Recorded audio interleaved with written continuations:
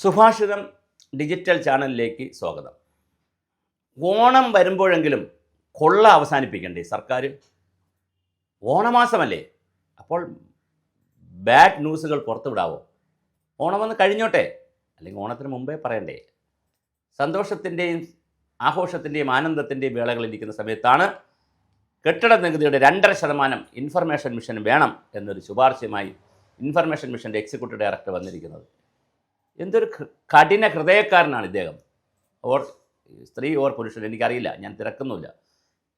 ഇപ്പോഴാണോ ഈ ഓർഡർ കൊടുക്കേണ്ടത്, അല്ലെങ്കിൽ നിർദ്ദേശം കൊടുക്കേണ്ടത്? നിങ്ങൾക്ക് 2.5% വിഹിതം ഇൻഫർമേഷൻ കേരള മിഷയ്ക്ക് തരുമ്പോൾ അത് 1% ചിലപ്പോൾ നൽകാൻ സാധ്യതയുണ്ടെന്നാണ് വാർത്തകൾ പറയുന്നത്.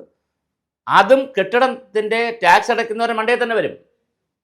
സർക്കാർ ഏത് ടാക്സ് തന്നാലും എന്ത് അധിക വരുമാനം വേണമെങ്കിലും ആരെ മണ്ടയിലാണ് വരുന്നത്? കെട്ടിട വയ്ക്കുന്നവരുടെ മണ്ടയിലാണ്. കഷ്ടപ്പെട്ട് വളരെ ബുദ്ധിമുട്ടി വീടെന്നൊരു സ്വപ്നം സാക്ഷാത്കരിക്കുന്നവർക്കുള്ള തലയ്ക്കുള്ള അടിയാണിത്. ഇങ്ങനെ തലയ്ക്കടിക്കുന്നത് കഠിന ഹൃദയക്കാർക്ക് മാത്രമേ കഴിയൂ. അത് ഇതുപോലത്തെ ആഘോഷവേളകൾ കൊണ്ടടിക്കുന്നതിന് ഒന്നൊന്നര മനസ്സ് തന്നെ വേണം.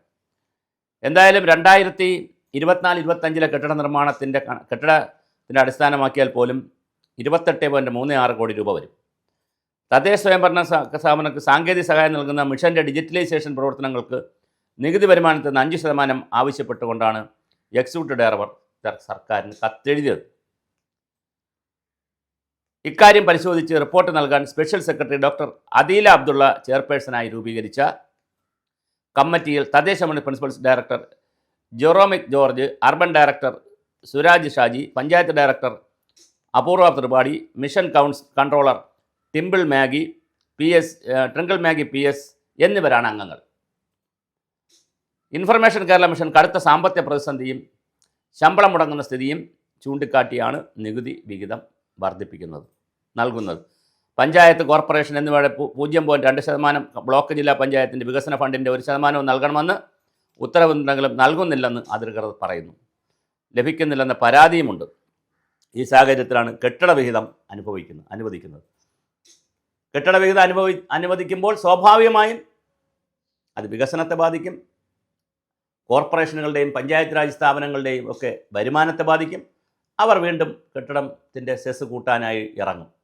അവസാനം എന്തെല്ലാം വന്നാലും ജനങ്ങൾക്ക് തന്നെ കിടക്കപ്പുറതിയില്ലാത്ത രീതിയിലാണ് ഈ വിഷയങ്ങൾ വരുന്നത്. ഒരു വശത്ത് വികസനമാണ്, നവകേരളമാണ്, എല്ലാം പറയും.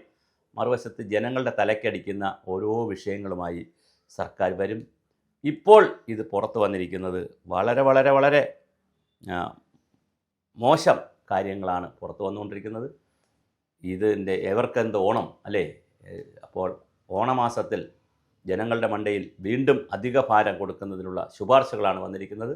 ഇപ്പോൾ പറയും അധികം ഞങ്ങൾ പിരിക്കാനൊന്നും പറയുന്നില്ല, ടാക്സ് കൂട്ടാനൊന്നും പറയുന്നില്ല എന്ന് പറയും, നികുതിയൊന്നും കൂട്ടാൻ പറയുന്നില്ല എന്ന് പറയും. പക്ഷേ ഇതിൻ്റെ പരിണിതഫലം സ്വാഭാവികമായി ഉണ്ടാകാൻ പോകുന്നത് ആളുകളുടെ മണ്ടയിൽ തന്നെ കെട്ടിട നികുതി കൂടി വരും. എന്തായാലും കൊള്ളാം, നമ്മുടെ ജനാധിപത്യം അങ്ങനെ സാർത്ഥകമാകട്ടെ, പൂത്തുലയട്ടെ, ജനങ്ങൾക്ക് എന്നുമെന്നും അടികൾ കിട്ടിക്കൊണ്ടേയിരിക്കട്ടെ.